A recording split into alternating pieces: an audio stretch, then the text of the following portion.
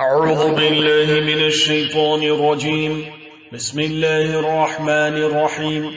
وإما تخافن من قوم خيانة فانبذ إليهم على سواء إن الله لا يحب الخائنين. اور اگر کبھی تمہیں کسی قوم سے خیانت کا اندیشہ ہو تو اس کے معاہدے کو اعلانیہ اس کے آگے پھینک دو، یقیناً اللہ خائنوں کو پسند نہیں کرتا۔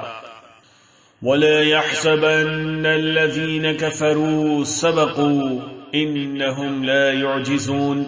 منکرین حق اس غلط فہمی میں نہ رہیں کہ وہ بازی لے گئے، یقیناً وہ ہم کو ہرا نہیں سکتے۔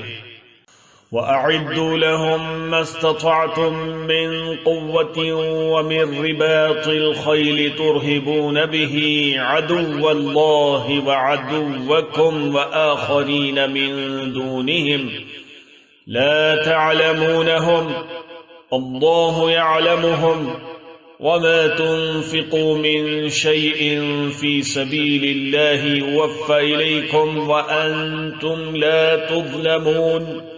اور مسلمانوں، جس قدر طاقت اور گھوڑوں کی جتنی چھاونیاں تم سے بند پڑیں ان سے مقابلے کے لیے تیار کرو، جن کے ذریعے تم اللہ کے دشمن اور اپنے موجودہ دشمن پر بھی ہیبت طاری کر سکو، اور ان کے علاوہ دوسروں پر بھی نہیں، ابھی تم نہیں جانتے مگر اللہ انہیں جانتا ہے، اور اللہ کے راستے میں تم جو کچھ خرچ کرو گے وہ تمہیں پورا دیا جائے گا، اور تمہارے لیے کوئی کمی نہیں کی جائے گی۔